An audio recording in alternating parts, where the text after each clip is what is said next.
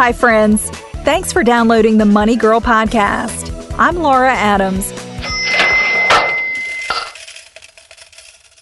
If you're a regular on this podcast, you already know that you should be saving for retirement. But sometimes it seems difficult to get started because you have to make some important decisions, like what type of retirement account to use. This is the first episode in a two-part series about the Roth IRA. Today we'll cover what it is, who can have one, and the withdrawal rules. Then in part 2, you'll find out when you should opt for a Roth IRA, the types of investments a Roth is ideally suited for, and where to get one. IRA is short for Individual Retirement Arrangement, and it's a special kind of account that allows you to save and invest for retirement while getting some very nice tax breaks. There are two main types, a traditional IRA and a Roth IRA. When you contribute money to a traditional IRA, it's generally tax deductible. That means you don't pay tax on the money you put in the account, which lowers your tax bill in the current year. Instead, you're allowed to defer taxation on both contributions and earnings until you make a withdrawal during retirement. With a Roth IRA, you have to pay tax up front on your contributions. However, the account grows completely tax-free. That means you never pay tax on your investment earnings when you pull money out during retirement. There are other differences between these accounts, but the major distinction is how and when your contributions and their growth are taxed. Again, with a traditional IRA, money is taxed when you withdraw it, and with a Roth IRA, money is taxed before you put it in. An IRA itself is not an investment. It's just a special type of tax-advantaged account. This concept trips up a lot of people who think that an IRA is only for those who want to invest in the stock market. Think of an IRA like an umbrella that shelters what's underneath from taxes. What you put under your IRA umbrella is up to you, and there's a wide range of choices.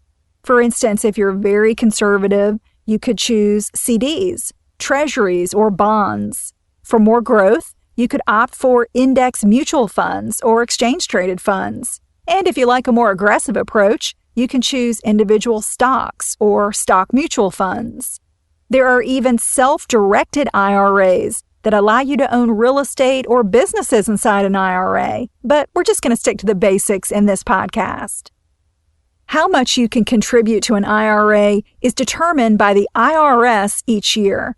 For 2012, you can contribute an amount equal to your earned income up to $5,000. If you're age 50 or older, you can contribute up to $6,000. For instance, if you earn $3,000 from a part-time job, you could contribute a maximum of $3,000 to an IRA. But if you're younger than 50 and make $100,000 in 2012, you're still limited to IRA contributions of $5,000. You can make contributions to a traditional IRA, a Roth IRA, or to both in the same year, as long as you don't exceed your total allowable limit. For instance, you could contribute $2,000 to a traditional IRA and $3,000 to a Roth. You can even contribute to an IRA if you participate in a retirement plan at work. The deadline for IRA contributions is the tax deadline in the following year, so you have until mid-April of 2013 to make IRA contributions for 2012. Now that you know the Roth IRA basics, let's cover the rules about who can have one.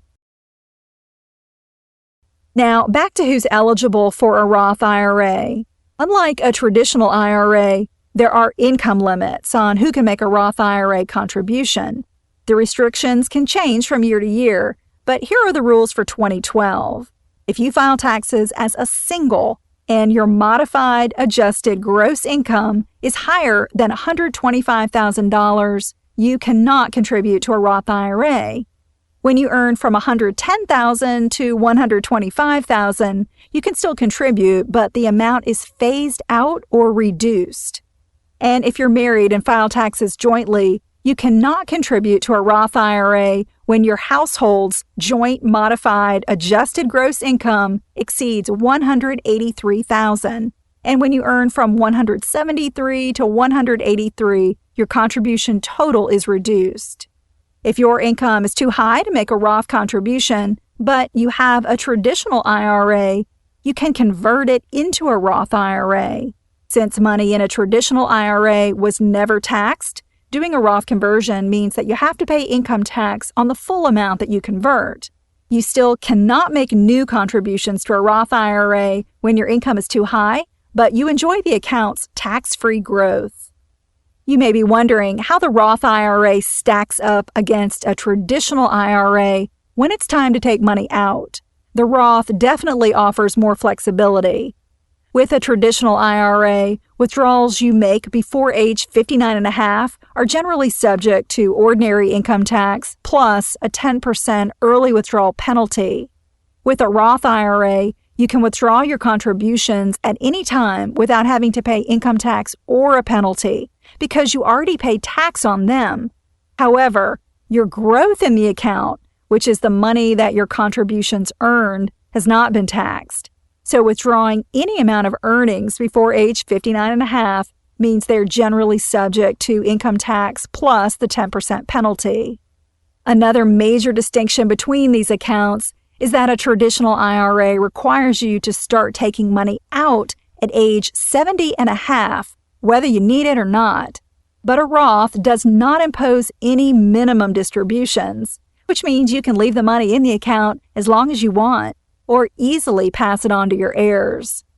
As you can see, traditional and Roth IRAs both have advantages that can work in your favor, depending on your financial situation and goals. In part 2 of this series, we'll take a closer look at who gets the most benefit from having a Roth, the best places to open one, and which investments allow you to save the most on taxes when you own them inside a Roth IRA.